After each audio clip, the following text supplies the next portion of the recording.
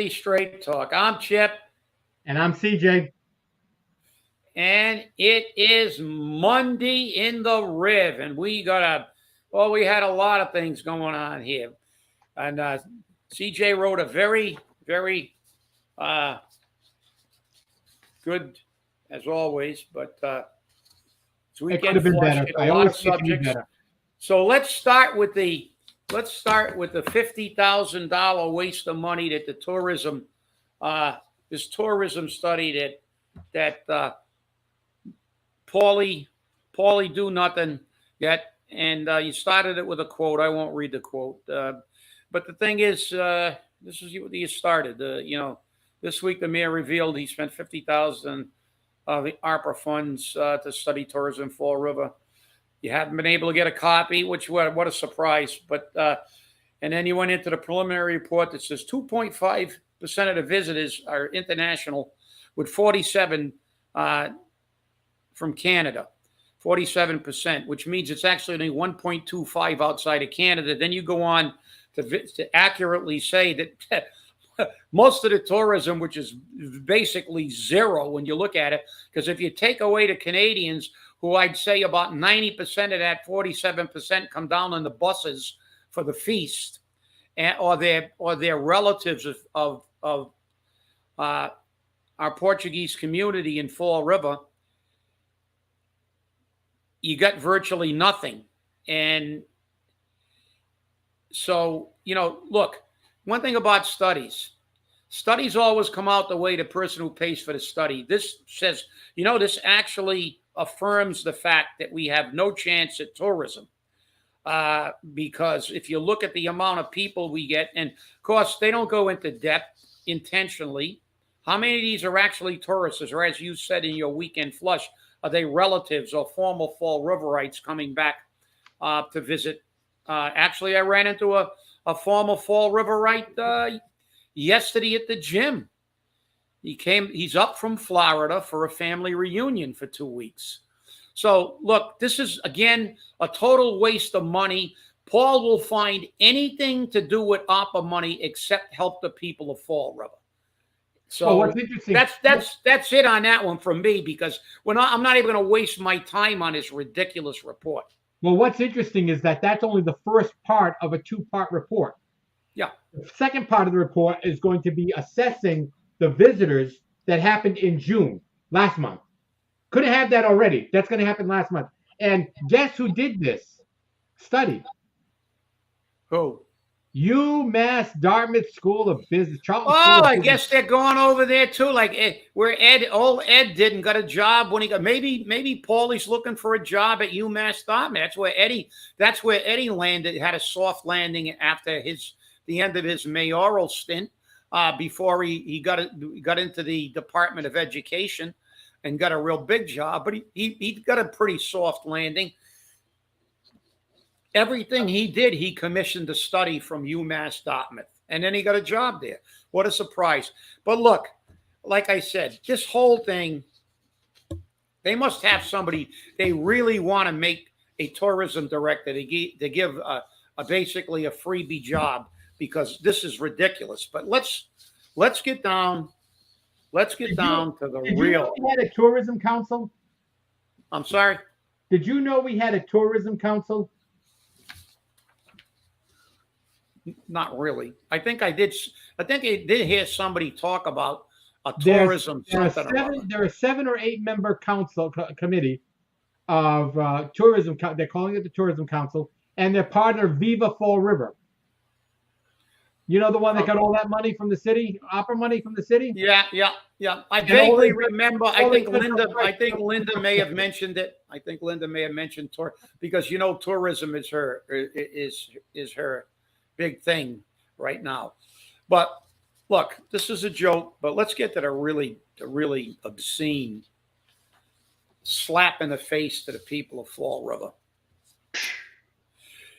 The mayor has sold a Bank Street Armory, which is basically a historic building. We know that. And it has a lot of history because it's been there forever. And after it wasn't an armory, there were a lot of things going on there. I mean, It's, I'm going to show you. I'm going to tell you how old it is.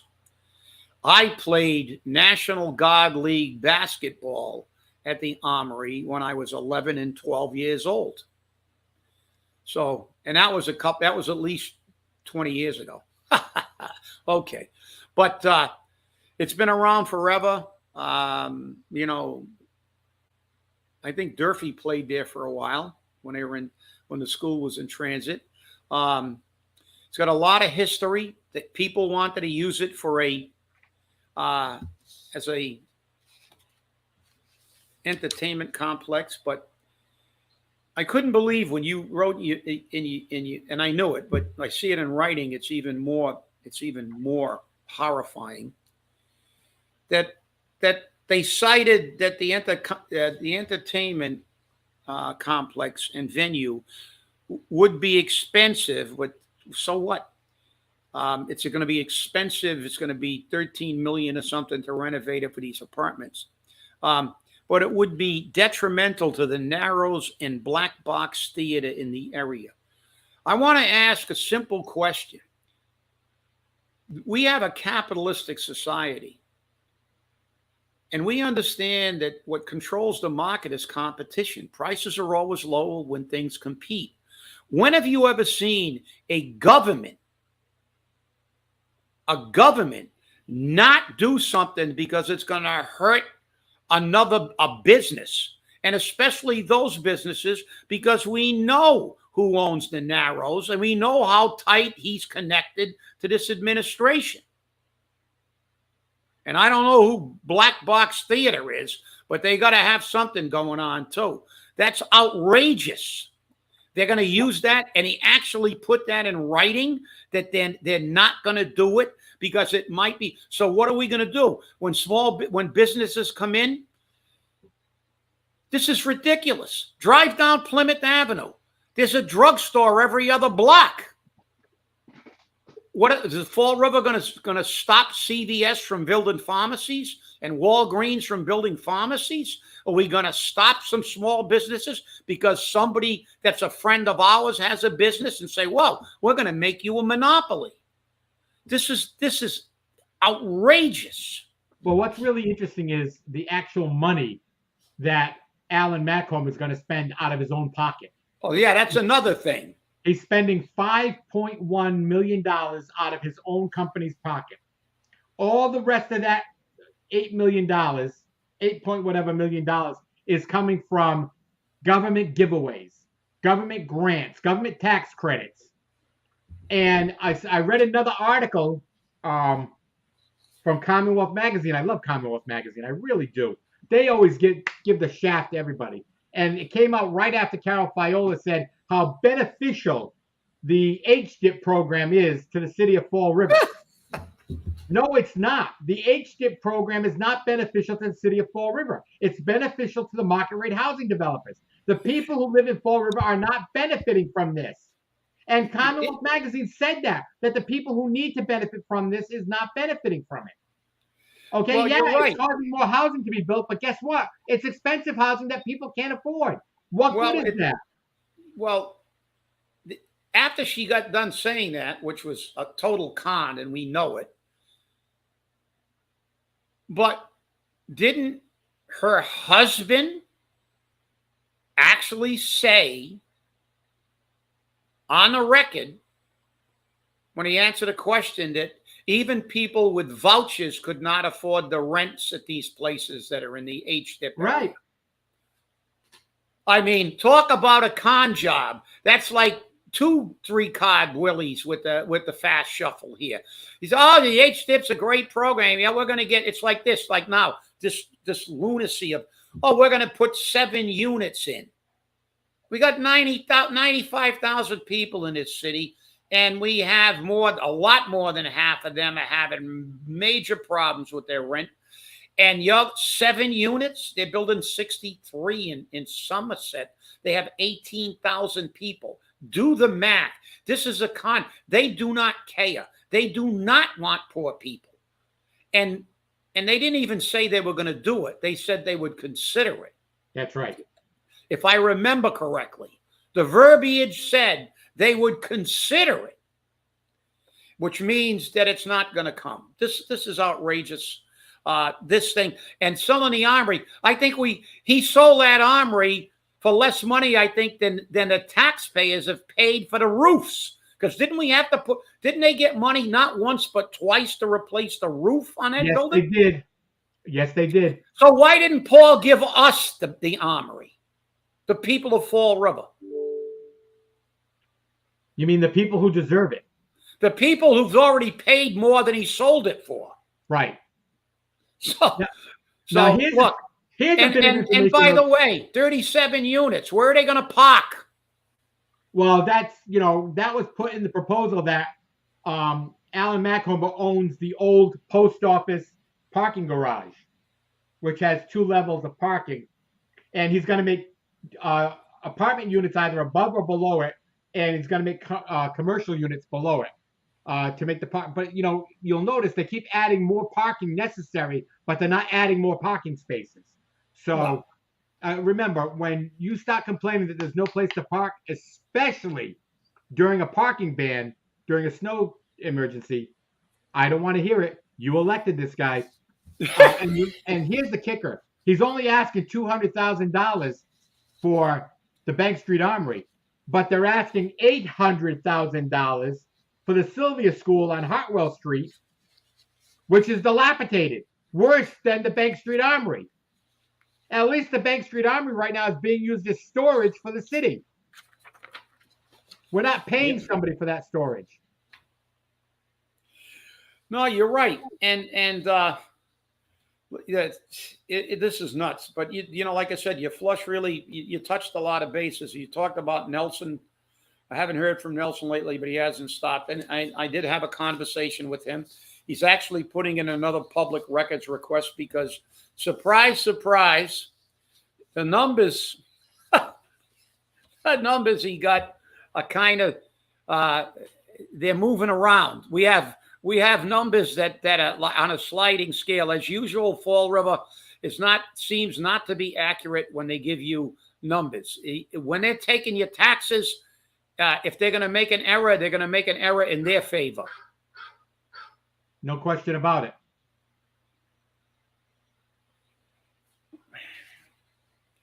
Well, you're right. So he's coming.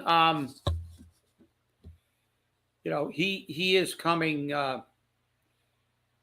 on the show at some point in time, and he will give us the presentation. He's getting it together. I think he's finalizing his latest figures, and we're going to bring him on. They maybe have a special show just for those numbers because they're extremely important. They're about a lot of money and a lot of tax money and override money, extra money, not only just regular taxes, but money coming out of your pocket. And it's tragic. And I think on that show, we'll also revisit the numbers on the health care that the city's got, because I know on Tuesday's meeting, they're going to talk about how much money they got in their health care. And I haven't looked at the numbers, but I'm going to look at them today. And I'm sure they're not right. And they're not going to talk about the numbers from the previous 3 fiscal years when Paul was in office. So it will be a very, very interesting and good show. And CJ, don't look at your monitor anymore. I just got a text and they can't figure this out. Okay.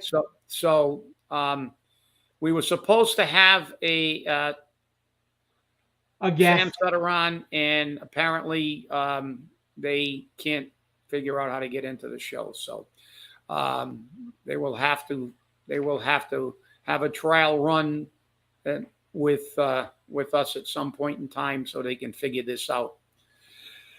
But so let's move on.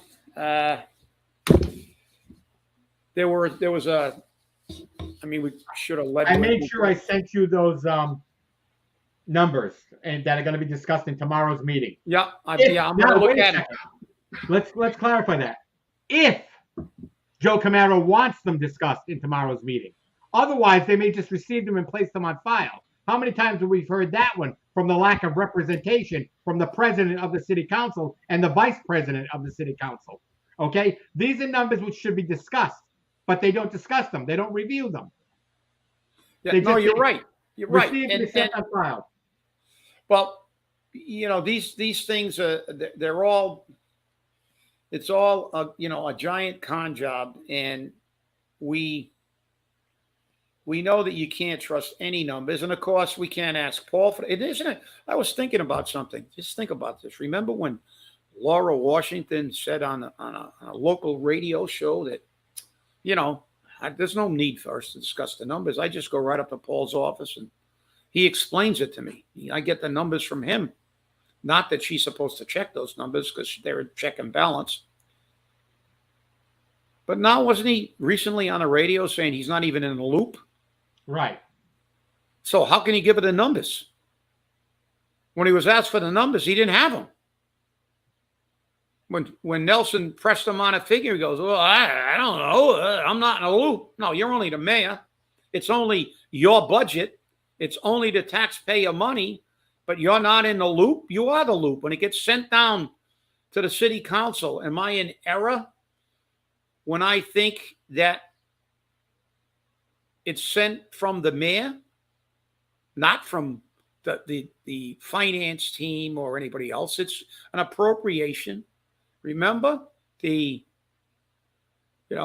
mayor proposes, not the financial team. Isn't it always been the mayor proposes, the council disposes? We know that. We've heard that so many times. Especially, it was one of former city councilor Mayoza's favorite phrases.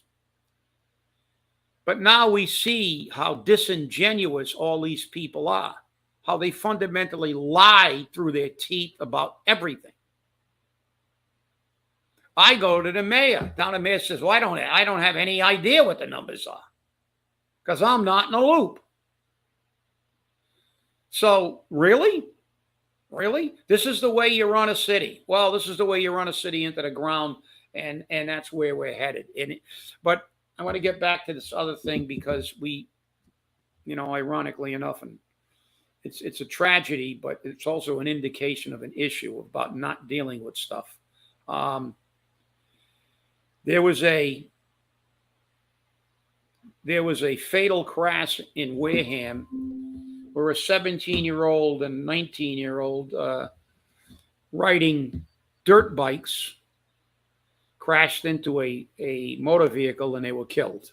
Now, that's a tragedy. It is. However, they were operating those. They said one of them didn't even have lights, so it was a real dirt bike, not even lights on it, where they're mandatory, obviously, for a street bike. This is a symptom of a problem, and we're ignoring it in Fall River. I think I called you when I was on. I was heading over to McGovern's to get my lunch Friday, and I went down Plymouth Avenue at about 12:30 in the afternoon, and it was a nice day on Friday. It was warm, but it was nice. And between 20 and 30 ATVs and dirt bikes were roaring up Plymouth Avenue in the northbound lane. Just, here they go again. Summer started. 30 of them, 20, 30 of them. Tons of just got popping wheelies, making noise, taking up both lanes. Nobody could move. Nobody could get by them on Plymouth Avenue. But this is what happens. Either they get killed or they killed somebody else. What would have happened if the truck swerved and saw them? They didn't see them. I guess they ran into the thing. But what would have happened if the truck swerved and the driver was killed? What happens when they get irritated when a driver honks their horn at them, attack them like happened in New York City? We got a mayor that's got, I don't even know if there's oxygen up there. He's got his head so far up his derriere. You're going to just let this go again. You just pretend it does. It's not even, it doesn't exist. And this is just the beginning. We've had some crappy weather, but like I said, they're beginning to band together again. They're beginning to come together. And now we're going to see large groups again in July and August and early September. And it is a problem. Those two young men were killed because they think they're having a lot of fun doing something that's illegal. They weren't prepared. They were not prepared to be out there on a street. You can't drive, like they do and ignore the law. And it's a travesty. I mean, we can't have a mayor that just doesn't pay attention. Now, this problem has been a problem since he's been in office, just like crime in general. Yet, nothing, absolutely nothing. Where is it? At least Providence passed laws. They confiscate them. They pulverize them. But again, what is he doing? $50,000 on a bullshit study to bring tourism, and the study actually proves we're never going to make it up with tourism. That's not going to be a viable option. And now he ditches the Armory for $200,000 when the taxpayers with the CPA have paid more than that to fix the roofs on that building.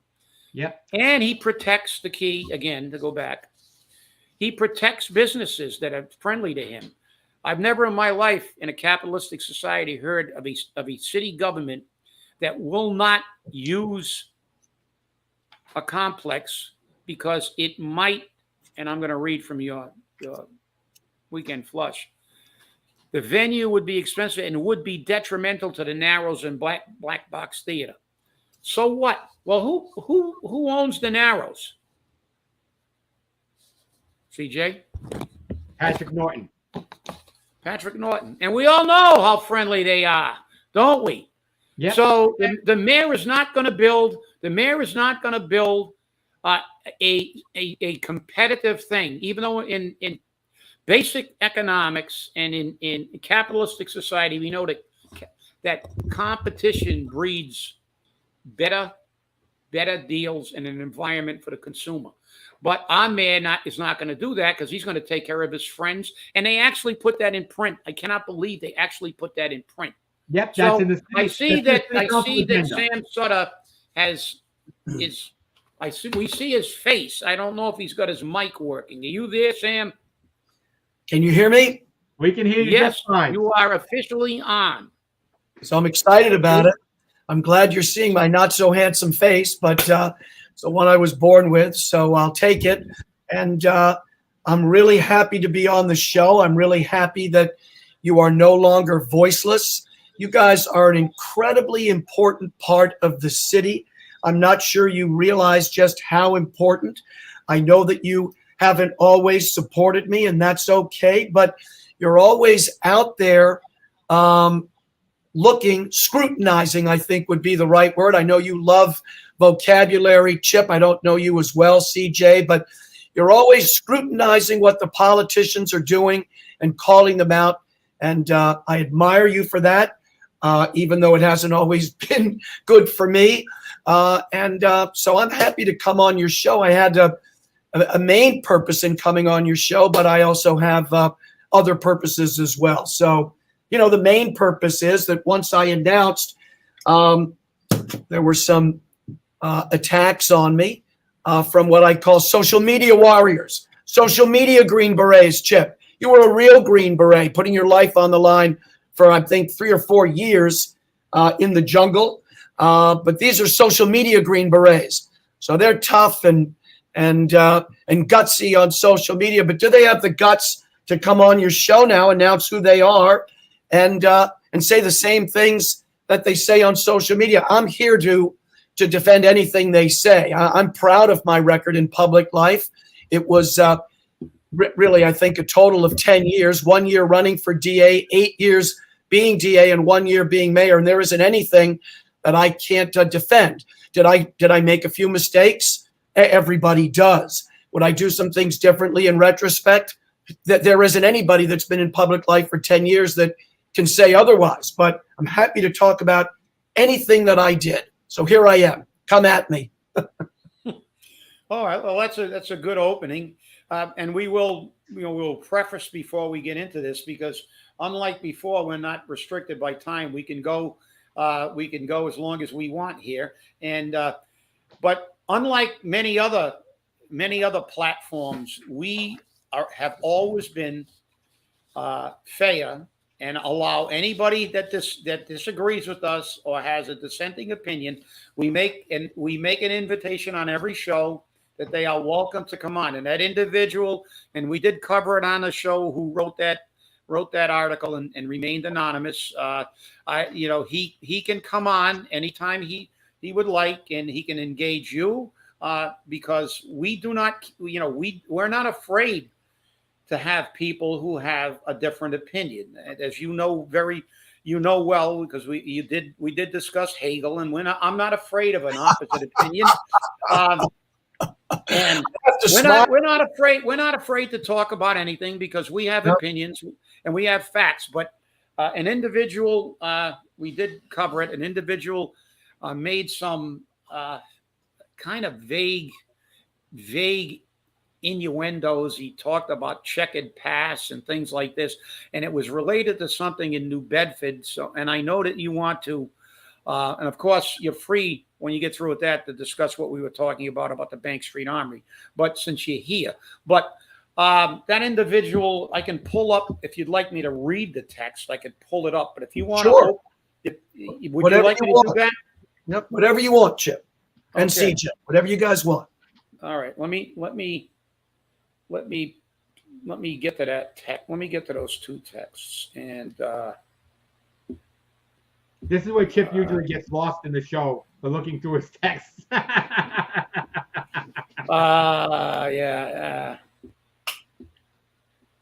Okay, where the hell is it now? Okay. CJ, one time I was talking to Chip and he mentioned Hegel. I can't even think of Hegel's first name. And it took me aback. And I said, I haven't heard about Hegel since I was in college. But that's what Chip is like. Very, very learned, and with all of this knowledge right at the tip of his fingers. Yeah, his name was George Wilhelm Friedrich Hegel. Aha. I did remember, though, thesis, antithesis, synthesis. That I did remember. Then he actually, one of his students was very famous, Karl Marx. That I knew too. So, but I'm trying to pull it up, and for some reason, I am having a little difficulty with that particular. That's okay, because I know what it was about, Chip, and it was about the way that my office and myself handled the investigation of Mr. Gracia. I think his first name was Malcolm, and he was a 15-year-old African-American. It was a tragic situation. At the time of his death, he was bouncing around from home to home at 15, sometimes living on the street. Also, tragically, his father had been killed when he attacked two Dartmouth police officers. So the young man was really adrift. As I said, tragic. Mental health, major mental health issues. And there was a confrontation with the New Bedford police. The New Bedford police were executing a method of trying to keep the streets safer called meet and greet, which I think ultimately was addressed by the Supreme Court of the state. And the Supreme Court may have said it was not appropriate, but nevertheless, meet and greet. They confronted Mr. Gracia. He drew a knife. He stabbed Detective Tyson Barnes. Now, I'm not saying I'm 100% accurate on all this. This is from memory. Detective Barnes is African-American. Mr. Gracia was shot. Then Mr. Gracia fell to his knees. All the police officers yelled at him to stay down. He didn't. He got up and started moving forward again. He was shot again and killed. So what I can tell you about the case, Chip, is that case was assigned to the two best prosecutor investigators that I had. I'll leave Tom Quinn out because Tom Quinn was running the day-to-day affairs of the Superior Court, and he did a great job at that. But Bill McCauley and Pat Bomberg were my top two prosecutor investigators on homicide and major cases. And first of all, they led the office in changing the homicide solve rate from 53%, which it was under Paul Walsh, to 88 to 90%, which it was under my administration. I think it may be even higher now under Tom Quinn, but they're brilliant. They're the best I've ever seen, personally. And I've been in the business for 40 years. So, so not only did they do that, 53 to almost 90%, but they also did the Hernandez case. And if you remember, at the conclusion of the Hernandez investigation, after we had charged him, a famous lawyer said on Dennis and Callahan, the case that the Bristol County District Attorney, I'm glad they gave me credit because it was also Bill McCauley and Pat Bomberg. The case that the Bristol County District Attorney put together in this short period of time was, I'll never forget the word he used. I know you love words. Breathtaking was the word that was used.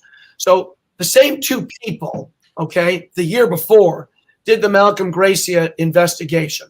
So it was thorough, it was professional, it was sweeping, and their conclusion was that the police were justified. So now, in the spirit of complete candor, the family retained a lawyer. The lawyer sued the city of New Bedford. And on the eve of trial, the city of New Bedford, and I don't know the reasons, you would have to talk to Corporation Counsel and the mayor. The city of New Bedford settled for somewhere between, my recollection is, once again, drawing on memory, somewhere between, I think, $550,000 and $650,000. So that was it. So once the city settled, then the spotlight came back to me.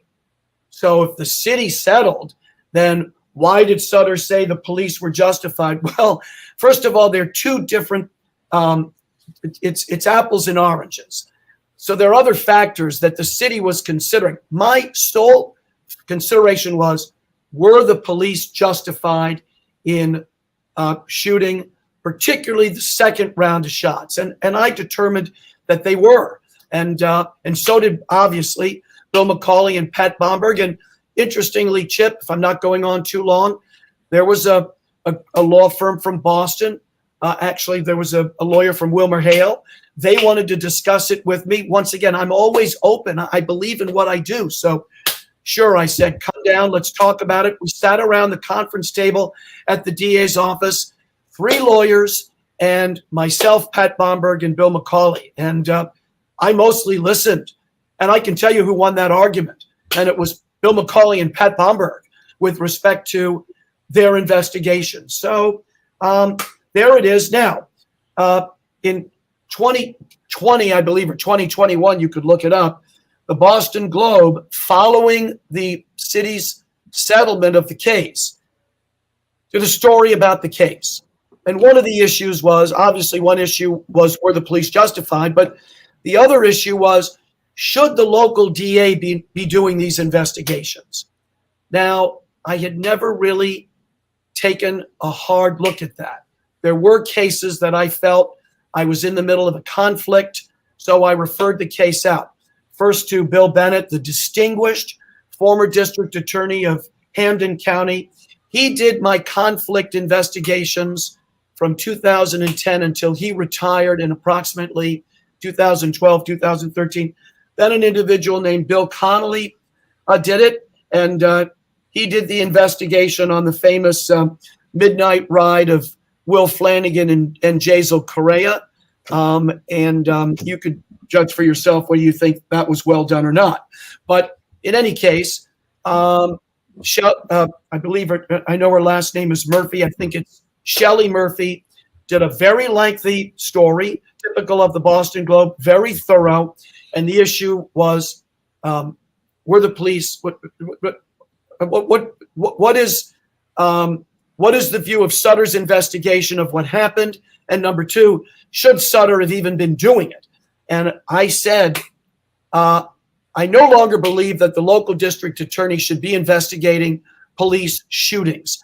I think the conflict is too inherent. I think in view of how cynical and skeptical we are becoming as a nation. I think that those investigations should now be done by someone other than the local district attorney. So I changed my point of view. I don't think Tom Quinn and Pat Bomberg and Bill McCauley agree with me. They're friends, so they're entitled to their view, and I'm entitled to mine. And that's where I stand. If I could do it over again, I would send it out to another DA like Mike O'Keefe or John Blodgett or whoever, or the Attorney General's office. And so there it is. There's a summary. I'm taking heat for it. I'm happy to debate anybody who wants to come on your show about that investigation or any other issue. So I'm proud of my record, Chip, if I'm not going on too long. I am proud of my record on racial justice. People may not know, but there was an issue under the previous district attorney about hiring. And I vowed when I was running for office that I would have an office that reflected the diversity of the county. And I did. I think I had one of the best, if not the best, records among DAs in the state on diversity hiring. Many of those I hired are still with the Bristol County District Attorney's Office. The head of my Community Affairs Division, Cecilia Porche, is an African-American. I brought on prosecutors like Jackson Jones, who's having a distinguished career, Carlos Savignon, who now I believe is an assistant clerk magistrate, Jennifer Gonzalez, advocates like Maria Torres, and prosecutors like Jose Vasquez and Mike Santos, Frank Ramos, Maria Ramos, Conrad Boone, who is now an assistant clerk in Brockton. So my record was very good on that. And I also think my record on even-handed justice and approach to the running of the office. So if somebody disagrees, they can come on your show. Just give me 24 hours notice and I'll be here to debate my record. Well, I think I think you pretty well summarized it. But the key is that today, it's a difficult time. You're running for public office, and it makes it even more difficult because you have an enhanced opportunity to use these things. Because today they're using a lot of word attacks. It's easy to call people racist. It's easy to call people misogynists. And CJ and I have been called a few names recently, and it was a concentrated attack. So we understand that. But they still haven't called us for dinner. Yeah, don't call it. Well, my philosophy is if we are what you say we are, prove it. Prove it. Prove we're misogynists, and that's the key. You've had these things levied against you. It's easy to throw shit at a wall and hope it sticks. But it's easy to call someone a racist. But as you said, you have a record, and you're willing to defend that record. So, as I said, we always invite anybody who would like to come to the show. If they think they can refute your record, if they think that you're not being accurate, the invitation is always open to come here. We like opinions that differ from ours. It allows us to have a lively dialogue. That's why we like the House of Commons, because we like when people yell at each other. It gets their brain and their blood circulating. And we appreciate you coming on. It is, you're going to have a long campaign. You're going to be able to talk about a lot of things, and we've said it on previous shows, and CJ can weigh in. These things are diversionary as far as we're concerned. Everybody is entitled to their opinion. But when you get things like this that are out on the periphery, it's not about the real issues. The people of Fall River are suffering. The housing market is killing them. The crime is out of control. I don't know if you saw the beginning of the show. We talked about 20 or 30 ATVs going up Plymouth Avenue while I was going north, while I was going south, and they had that tragic crash of two, a 17-year-old and a 19-year-old in Wareham, operating illegal street bikes and operating bikes actually illegally on the street. They weren't actually licensed to be on the street, and they were killed. And if they weren't killed, maybe the vehicle owner, if he swerved, might have been killed. We can't allow this kind of stuff to happen. These are issues. The people of Fall River, I think, not the vocal and very, very politically motivated minority, want to hear what you're going to do differently about crime, about housing, about our economy, about so many other things, that taxes that are just crippling people. And I think this is what the people want to hear. That's why we run into a lot of people that are always talking to us. CJ goes to the coffee shop. He's got his fan club that meets him there every time he goes for coffee, and he can say a few words. But I think there's a greater issue here. And I'm glad that we're back on the air, because we tell them this is white noise. This is white noise. Do we want to go back and retry Lizzie Borden about what happened? Look, we're looking about what's going to happen with Fall River moving forward. We have some major issues that many people feel that our mayor has not addressed at all in 4 years. It's not 4 days. Nearly 4 years in office. So, we are going to give anybody, including Paulie. Paulie knows he can come on. He will never. He will never come on your show. I think he's completely intimidated by you and CJ. He would never want to answer the questions. I don't know whether he's going to debate me. I think he's going to try to duck me as much as he can, but I've got a strategy for that. And I just want to say, Chip, a couple of quick ones. So first off, to the social media Green Berets. That's what I'm going to call them, because it's such a contrast to real Green Berets. Please, Sam, do not. You're insulting the Green Beret. You're right. So just call them social war. So I think keyboard warriors. Yeah, keyboard commandos. So here's the thing. I like that. That's with your typical flair for language. Keyboard commandos. Here's the thing, okay? Last time around, I was called repeatedly a drunk. And Chip, I hardly drink. So that stung. And there's a story I'm going to tell you about that involving a family member who is a physician's assistant. And it was after the election, the day after or 2 days after. And there was an operation that she was participating in with 2 doctors. And after this successful operation, the doctors are doing what they do, taking off the gloves and washing their hands. And one of them said, and I know who it was, I know the doctor's name.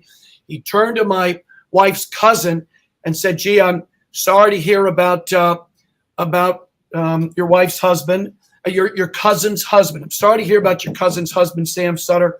I didn't know he had a drinking problem." And then the other doctor said, "Yes, I was so surprised to hear that." And she said, that's a joke. I'm at Christmas with him, Easter with him, Thanksgiving with him. He hardly drinks.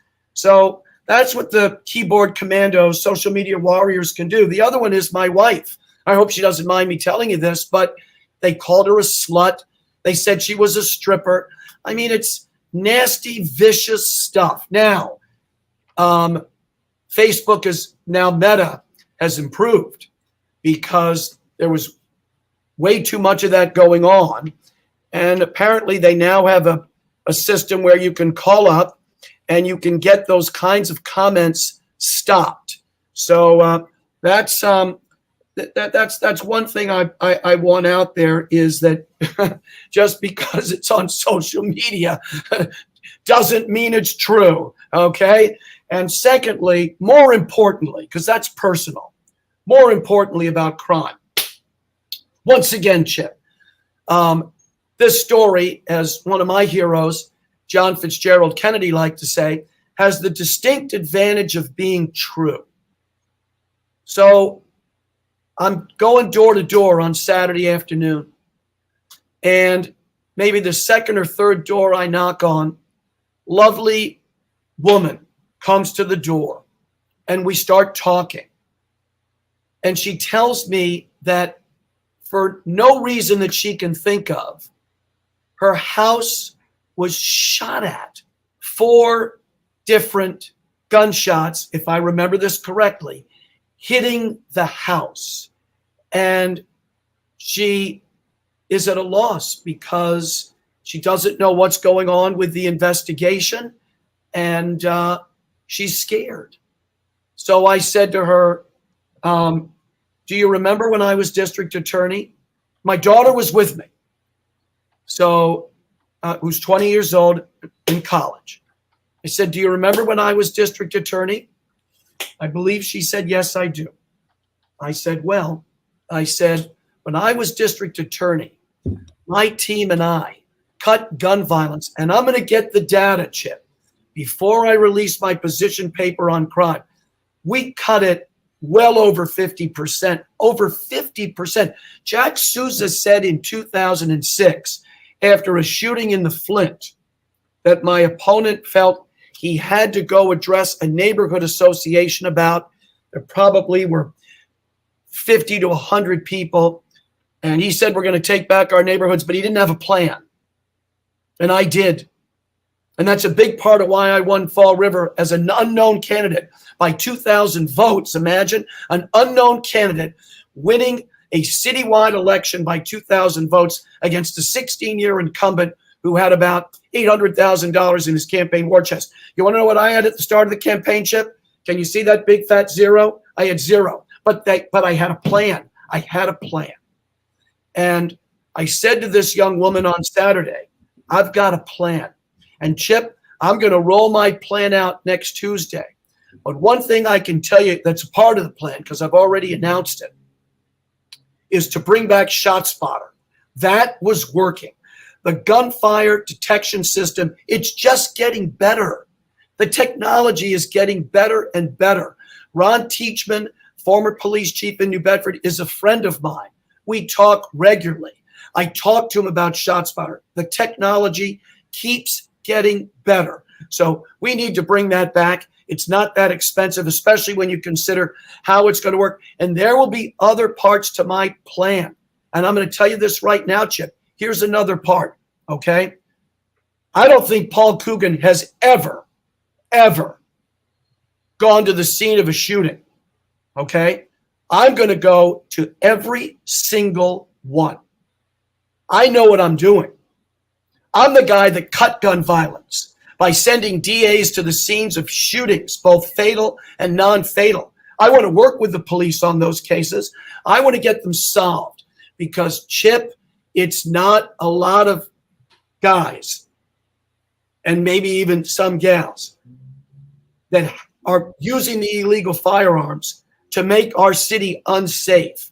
And once you identify those individuals and you lock them up, gun violence, so the combination of ShotSpotter, my going to the scenes of shootings and working with the police, and several other things that I'm going to talk about when I release my position paper next week, that's going to work. Paul Coogan does not have a clue about what to do. He's been in office 4 years, and it keeps getting worse. So I'm sure he's going to go to the scene of a shooting now because I've called him out on it, but he doesn't know what he's doing there. He'll just get in the way. Here's what I say to folks. Do you think I know what I'm doing? Do you think I know what I'm doing? So, of course I do. And that's going to work. And you're going to see gun violence drop, and the city's going to get safer. And I'm going to bring in new business, and people's taxes are going to be stabilized because new businesses are going to be paying the taxes. So I've got lots of ideas, and I want a shot. CJ. I am here. Come on. Well, I think what's interesting is I don't know if you saw Paul's comments on guns last week on Channel 10, I believe it was. But he said all guns have to be locked up to keep our kids safe. and we have to stop ghost guns. That wasn't even the question. The question is, what's your plan to handle gun violence in the city? What can you do? And there was no answer. He said a lot of nothing about nothing. He And doesn't that's have. that's normally his answers. Nothing about nothing. CJ, the two big issues in this campaign are bringing in new business, because that's going to stabilize people's taxes, because the new businesses are going to look at the economic engine that the mall is. Who brought the mall? I did. I put the deal together. Just ask Ron Golub. Just ask Mr. Demoulas. I was at the point there making that deal happen. Market Basket, that was the anchor tenant, led to the development of the mall, led to that tremendous economic engine for the city of Fall River. Do you think I can do the same thing with the downtown? Chip, I'm telling you, I can. Do you think I can do the same thing with the waterfront, so it's not a rigged game on the waterfront, a select few benefiting and not people who want to be involved? Chip gave, and I'm not just massaging you. I mean, Chip, you have an excellent way with words. You too, CJ. But the whole idea of capitalism is competition. Competition breeds what? Better performance. That's what I went right back into the middle of when I had to go back to practicing law. Do you think anybody walked in the door and hired me because they recognized my name? I had to prove myself in court. I used to say to myself as I was rebuilding my practice, case by case, brick by brick, and I did it. So we're going to have fair competition with the development of the waterfront. It's not going to be the select few friends of Paul Coogan. And we're going to have a revitalization of the downtown. We're going to have economic activity in the mills. And Fall River can be like Worcester. Fall River can be like some of these other gateway cities that are doing well. I know how to do it. Give me the chance, and I'll prove you right.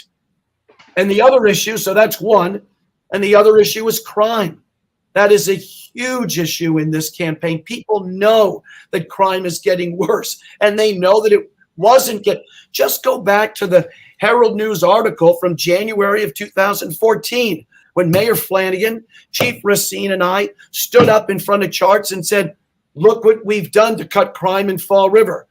Paul Coogan can't do that now because it's gotten worse. So those are the two big issues, but there are a lot of issues, and I'll be here anytime to debate them. Well, there certainly are a lot of issues, and one of the biggest issues is we need a mayor that hasn't left the people, the average people, and the unconnected, the people that go to work every day and are struggling to pay their bills, to pay their rent, while expenses are totally out of control. And we have a city government that's become an employment agency. We need to bring the people of Fall River back into this. We know that one of the great indicators of social decline and the decline of a civilization is when there is a disconnect between the people. When they get disenfranchised, everybody has to be part of Fall River, and most of Fall River has been left, at least in my opinion, because the people are going to people can disagree, but I would ask anybody to prove to me where Paul has not left the average person of Fall River behind. There are a myriad of things, the rents, the displacement of people, everything. And that's what you're going to do in your campaign. But we need the people of Fall River to vote. We say that on virtually every show now. It's an election year, not only for mayor, for city council, for school committee. Do your homework, research, look for a plan. The key is the word plan, because I will submit to everybody that I have never seen a definitive plan for anything that's important from Mayor Paul Coogan. He has been absent without leave. The lights are on in City Hall and nobody was home for the last 4 years. We need someone who will remember what he's there for, to make this city better for the people who live in this city, not for the people he hopes will move here, the people who have been here their whole lives. That is what has to be done. We need to bring the people of Fall River back and put people ahead of politics. And with that, that's my stump speech. So I'm finished with that one. So let me jump in here, because one of the good things that can happen in a campaign, especially a successful campaign, is that you keep improving the way you express your message, because you're doing it all the time. So whether I'm giving an announcement speech, whether I'm going door to door, whether I'm going to an event and going around the tables. So I really think it comes down to this, Chip. Has Paul Coogan brought in new business? Answer, no. Did I bring in new business? Answer, you bet. Okay. Are your taxes, is Paul Coogan constantly raising your taxes? Answer, yes. If I bring in new business, will your taxes not go up the same way? Answer, yes. So we have new business, taxes. I win on those two issues. Has Paul Coogan cut crime? Answer, no. Did I cut crime? Answer, yes. Has Paul Coogan improved the schools? Answer, no. Do you think I can improve? Somebody with my energy, somebody with my track record of success, do you think I'm going to be able to improve the schools in Fall River? Do you think that? I think the answer to that should be, well, based upon your record, whether it's in court, as DA, as mayor, yes. So if you keep asking yourself those questions, what are the issues? What has Paul Coogan done? What can Sam Sutter do? I don't see how he can beat me unless it's through money. And I want people, every time they get one of those flyers, to think, how did he raise the money to get the money to send out this flyer? Who has he made a commitment to? Is this going to be good for me? You know, every one of his flyers that he sends out, I'd like people to ask themselves that question, okay? Because he's probably going to send out more than I send out, because he's making promises to the select few. The sad part about his flyers and his political advertising, he has an outside political action committee paying for a majority of his ads. Yeah. And where he got that from, I still haven't figured out. Oh, it's easy to figure out, CJ. That was and I know that in the past you have run as a Republican, but that was a Republican political action committee. So Paul, it's extremely ironic that he lists himself as a Democrat, because my information is that he got $50,000 to $60,000 in his race against Cliff Pont from a Republican political action committee. I don't care. I mean, Republican, Democrat has really nothing to do with this race. People ask me that question when I'm on the campaign trail, and I say, it has nothing to do with this race. This is a nonpartisan race. This is Sam Sutter running independently against Paul Coogan running independently. But he is a registered Democrat, and he did get money from a Republican PAC. That's my information. Prove I'm wrong, Paul. Wow, we've been on now. See, it's great not to be at BCC and restricted to a half an hour, because I think it was a very it's a real luxury that I think CJ and I are really happy about now, that we can let this thing go, and we did. So I think that I think we've kind of made the point. We made it 12 years ago when we started our show. We said follow the money and do your homework. And we're saying the same thing now. You know, we will probably have you back. We will have other candidates. And and I will reiterate, we invite anybody to come on, friend or foe. You can come on, and we will give you the time to, but we will ask the hard questions. We will ask the tough questions. And as you said, people will say, they forget that you and I we did a couple rounds together about government and big government and small government. CJ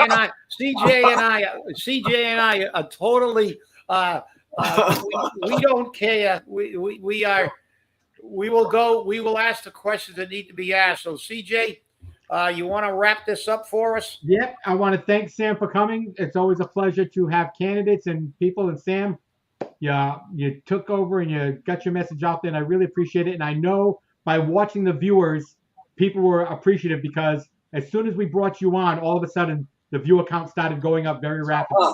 So, Well, you're actually good for the ratings. So we're gonna bring you. We'll definitely bring you back. I'm glad Thank you all for watching. And I'm remember, glad you guys are back on. It's an important service to the community of Fall River. Your voice is for the regular Joe and regular Jane. You're for them, and so am I. And that's why I'm calling my campaign a mayor for everyone. Okay, there you go, guys. Thank you very much. I'm on to my next appointment. Okay. thank you for coming. I appreciate it. Bye-bye. Stay And I on want for a to thank minute. you all for joining us today. And remember, stay safe, stay angry, and hold your politicians accountable. Thank you for watching, and we will see you on Wednesday.